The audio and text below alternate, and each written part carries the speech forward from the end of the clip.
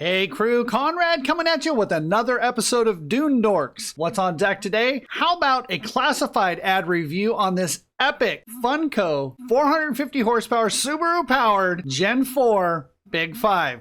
This is the one that everybody wants. All right, so let's go ahead and get into the detail. And there are a lot, so I just highlighted some touch points to go over with you. Let's see what we've got. This Sandcar is brought to you by Sandcar Buy Sell crew member John Smith. He is asking $70,000. He is located in Topak, Arizona. And what do we have? A Funco Big 5 Gen 4 450 horsepower 2.5 Subaru closed deck with all the trick parts. Has a fully polished Mendeola 2D built by Mike Mendeola himself.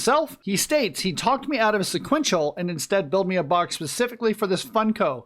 It's geared correctly and you rarely get out of third gear. Engine and trans were serviced after every trip utilizing Royal Purple. This car also has over $20,000 in electronics. It's got some really bitchin' stuff on it. Dakota Digital computer controlled air ride system. God, that's something I want to check out. So if you buy this car and take it to Glamis, I want to take a look at it. Maybe go for a ride. Also has touchscreen navigation in the dash. Car was featured on the cover of Sand Addiction magazine. No money was spared on the build. It has the best of everything. Also available for sale is a Wells cargo enclosed trailer kitted with lights and cabinets. So this is basically a show up, bring your pickup truck, hook up to this trailer with the Big 5 inside and head straight to the dunes. It's ready to rock and roll. Okay, so enough of running on and on about that. Let's jump inside and take a closer look.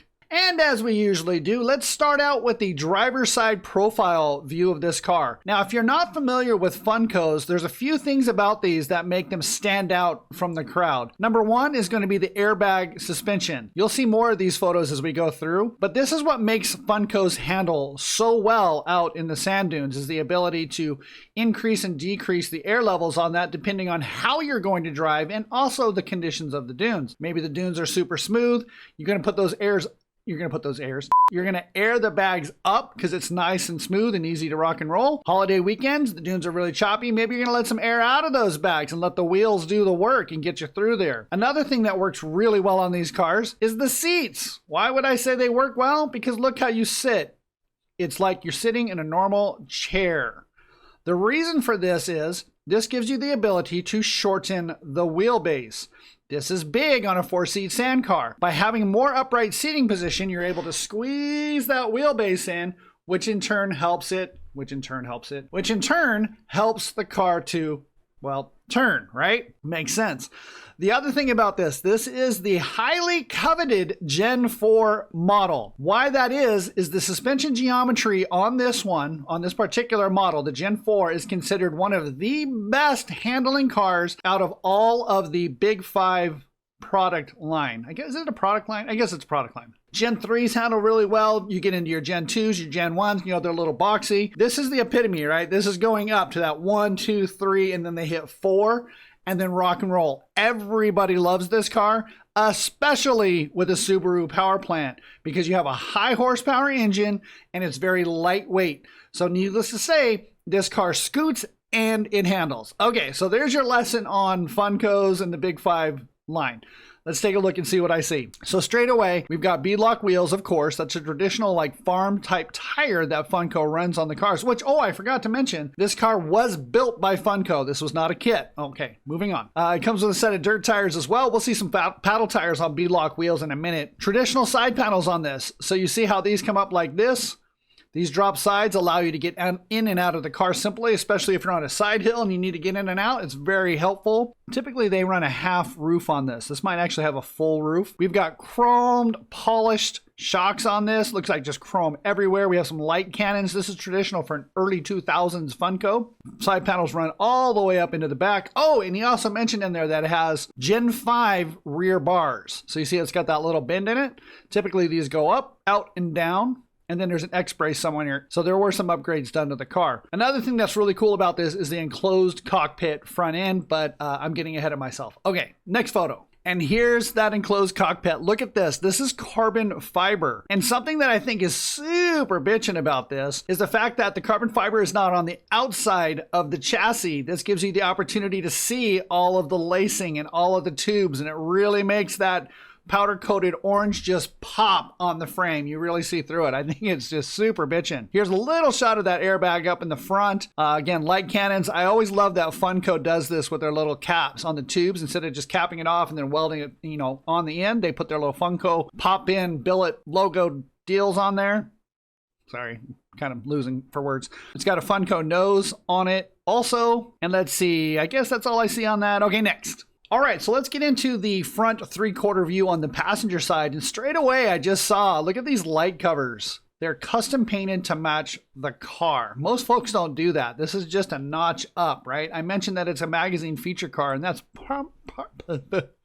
that's part of the reason that this has so many details on it. Also, I see 2 lights down here, which tells me it's got an overall of 6, which is going to be fantastic for lighting up the night. I see front disc brakes on here as well with a full chrome package on there. Super nice. We can also see a nice shot of that carbon fiber just glowing off of the sun. We also have a billet aluminum rear view mirror. I'm not sure what brand of seat that is. I don't want to throw those out there, but some really nice harnesses with some pads on it. Look at this.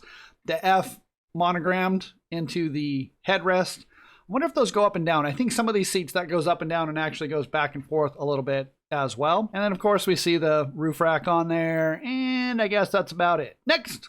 And I almost forgot the coming at you shot. So something that really sticks, of course we have this enclosed, right? But check out this windshield windscreen that we've got set up. It's a shorty, right? So I dig the fact that you've got some wind blockage here, and then also you've got this screen up here that allows you to see through it, and it helps blow that wind up over your head. Nice addition. Okay, next. Hey, and just real quick, I mentioned earlier that Funco billet cap that they stick into the tubes. John had these custom-made skulls with these orange eyes placed into them, and these are done throughout the car, and these are just super cool. Okay, moving on. Now, something that he mentioned in the notes or in the for sale ad was the fact that he always leads the dune runs in his group, and this car shows it. Take a look at this Mendiola. I mentioned it was fully polished, but look how clean everything is in here. This car looks basically brand new. So between always leading and keeping up on the maintenance, this car is just absolutely beautiful. So we also see we've got polished or chromed water lines through here. You see these 2 bolts right here. This allows you to remove the rear cage. So if you need to do maintenance on the engine or the transmission, makes it really simple to do that. Also, you see the battery right here with just a standard strap on here. This is going to be a lightweight, most likely an Odyssey battery, but again, keeping the weight down. I see an electric fan. So the radiator is placed really low in the chassis behind the seats and over the transmission. Again, keeping that center of gravity low in the car so it turns. Next photo.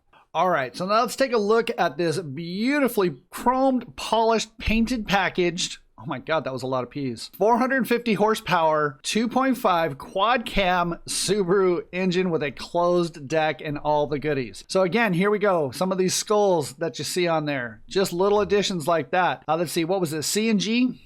Billet braided carbon fiber cover on here. Just a beautiful setup. And if you don't know what a closed deck is, that helps when you start getting big boost numbers that the cylinders don't want to walk around.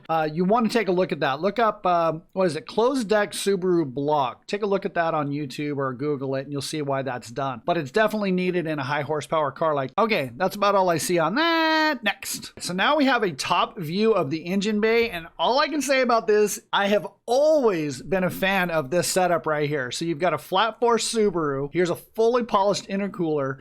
And I love the scoops. Oh my gosh, I've always thought these are so cool because it reminds me of jet boats. Because you have the engine right here and you typically have a big scoop right there behind your head. I just love this setup, and I've got to get an engine basically just like this for a future mid-engine project you'll see on a future episode on Dune Dorks. Also, we see it looks like we've got a couple taillights hidden down here pretty low. Look at this, fully polished vents, overflow tanks, power steering, all the stuff. Chrome polished. God, it's beautiful. You'll also see this is a wing trunk. So if you see the little latch right there, unlock those, fold that open, get your gloves, jacket, tools, anything else. Okay, speaking of storage, check this out. And up top in the Funco storage box, one of the things that's super cool is they lined it. Imagine that. Most guys just leave this aluminum, right? But if you have anything that's delicate, it'll get scratched or damaged. But having this lining in here is super nice touch. He also set this up with a quick release mechanism for 2 AR-15 rifles. So let's say you want to do some target practice while you're out in the desert. Well, you're ready to rock and roll. Okay, I think that's all I see there. Let's jump on to the next.